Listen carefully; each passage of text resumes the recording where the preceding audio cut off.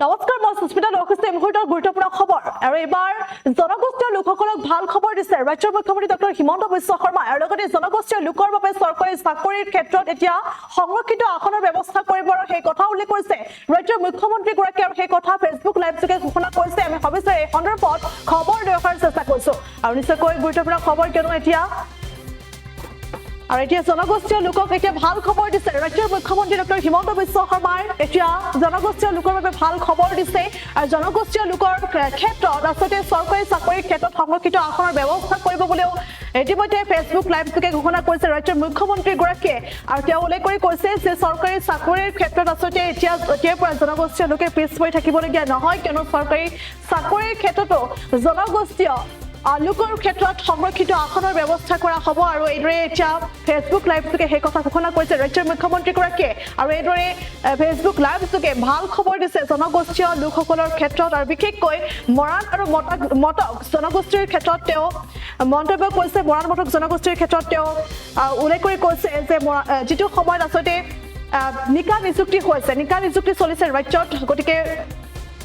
তৃতীয় বৰ্গৰ ক্ষেত্ৰতে হওক বা চতুৰ্থ বৰ্গৰ ক্ষেত্ৰতে হওক নিকা নিযুক্তিৰ বিশেষ ব্যৱস্থা গ্ৰহণ কৰিছে নিকা নিযুক্তিৰ ক্ষেত্ৰত বিশেষ পদক্ষেপ গ্ৰহণ কৰিছে ৰাজ্য চৰকাৰে আৰু তেনে সময়ছোৱাতে কিন্তু মৰাণ আৰু মটক জনগোষ্ঠীৰ ওপৰত বিশেষ ব্যৱস্থা গ্ৰহণ কৰিছিল ৰাজ্য চৰকাৰে পৰীক্ষাৰ ফলাফলৰ ক্ষেত্ৰত আচলতে দুটাকৈ ব্যৱস্থা গ্ৰহণ কৰিছিল অৰ্থাৎ মৰাণ আৰু মটক হৈছে দুটাকৈ প্ৰাচীন জনগোষ্ঠী গতিকে মৰাণ আৰু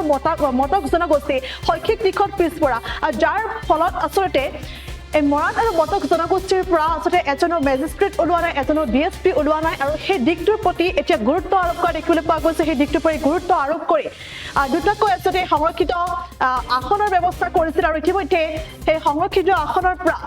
কেইবাজনো মেধাৱী ছাত্ৰ ছাত্ৰীয়ে ইতিমধ্যে নিযুক্তি লাভ কৰিছে বুলিও ফেচবুক লাইভ যোগে ঘোষণা কৰিছে ৰাজ্যৰ মুখ্যমন্ত্ৰীগৰাকীয়ে আৰু এইদৰে এতিয়া মৰাণৰ বাবেও এটা মেজিষ্ট্ৰেটৰ পোষ্ট আচলতে ব্যৱস্থা কৰিছিল আৰু সমান্তৰালকৈ DSPৰ পোষ্ট এটা সংৰক্ষণ কৰাৰ কথা উল্লেখ কৰিছিল আৰু সেই পোষ্টত ইতিমধ্যে কেইবাজনো ছাত্ৰ ছাত্ৰীয়ে উত্তীৰ্ণ হৈছে মেধাৰ ভিত্তিত উত্তীৰ্ণ হৈছে আৰু লগতে ত্ৰিনয়ন দত্ত সুস্মিতা বৰুৱা দিবাকৰ গোহাঁই ইন্দ্ৰাণী সেনাপতি আচলতে কেইবাজনো ছাত্ৰ ছাত্ৰীয়ে আচলতে মেধাৰ ভিত্তিত ইতিমধ্যে লোকসেৱা পৰীক্ষাত উত্তীৰ্ণ হ'বলৈ সক্ষম হৈছে বুলি উল্লেখ কৰিছে ৰাজ্যৰ মুখ্যমন্ত্ৰীগৰাকীয়ে আৰু এইদৰে আচলতে জনগোষ্ঠীয় লোকসকলক ভাল খবৰ দিছে ৰাজ্যৰ মুখ্যমন্ত্ৰীগৰাকীয়ে এই মুহূৰ্তত মুখ্যমন্ত্ৰীগৰাকীৰ ভাষ্য আছে মটক আৰু মৰাণ জনগোষ্ঠী সন্দৰ্ভত ভাষ্য আহি পৰিছে মুখ্যমন্ত্ৰীগৰাকীয়ে আমি দৰ্শকলৈ আগবঢ়াইছোঁ ACSত উত্তীৰ্ণ হ'বলৈ সক্ষম হ'ল ঠিক তেনেধৰণে মটক জনগোষ্ঠী পৰীক্ষাৰ ফলাফল হ'ল এইবাৰ এই পৰীক্ষাৰ ফলাফলত দুটা নতুন বৈশিষ্ট্য আছিল যোৱা কিছুদিন আগতে কেবিনেটত আমি এটা সিদ্ধান্ত লৈছিলোঁ অসমৰ আটাইতকৈ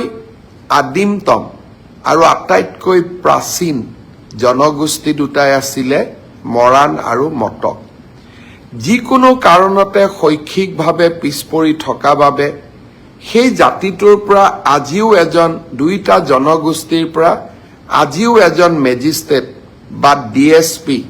বা লোকসেৱা আয়োগত পৰীক্ষা পাছ কৰা যুৱক যুৱতী আমি ভবা ধৰণে নিৰ্মাণ কৰিব পৰা নাছিলোঁ মই এবাৰ প্ৰতিশ্ৰুতি দিছিলোঁ যে মৰাণ জনগোষ্ঠীৰ বাবে এটা মেজিষ্ট্ৰেটৰ পোষ্ট আৰু তেওঁলোকৰ বাবে এটা DSPৰ পোষ্ট আমি সংৰক্ষণ কৰিম আৰু তেনেধৰণে মটক জনগোষ্ঠীৰ বাবেও এটা DSP পোষ্ট আৰু আমি এটা মেজিষ্ট্ৰেটৰ পোষ্ট আমি সংৰক্ষণ কৰিম এইবাৰ মৰাণ মটক জনগোষ্ঠীৰ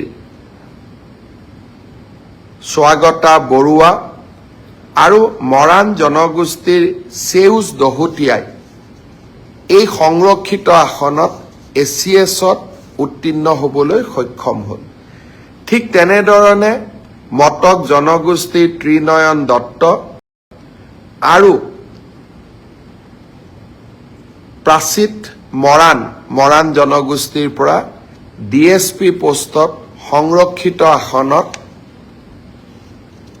নিযুক্তি পাবলৈ সক্ষম হ'ল ইয়াৰ উপৰিও মটক জনগোষ্ঠীৰ 3 গৰাকী যুৱক যুৱতীয়ে সুস্মিতা বৰুৱা দিবাকৰ গোহাঁই আৰু ইন্দ্ৰাণী সেনাপতিয়ে মেধাৰ ভিত্তিত লোকসেৱা আয়োগৰ পৰীক্ষাত উত্তীৰ্ণ হ'বলৈ সক্ষম হ'ল। যি ধৰণে আমি অসমৰ খিলঞ্জীয়া জাতিসত্তাসমূহৰ উত্থানৰ বাবে কাম কৰি আছো, এই অসম লোকসেৱা আয়োগৰ পৰীক্ষাত মৰাণ আৰু মটক জনগোষ্ঠীয়ে পোৱা ন্যায়ে আমাৰ চৰকাৰৰ অসমৰ খিলঞ্জীয়া জাতিসত্তাৰ প্ৰতি থকা একান্ত শ্ৰদ্ধা আৰু ভক্তিক আকৌ এবাৰ সন্মুখলৈ লৈ আহিলে। এই কামবোৰ আগৰ চৰকাৰ বিলাকৰ দিনতো হ'ব পাৰিলেহেঁতেন।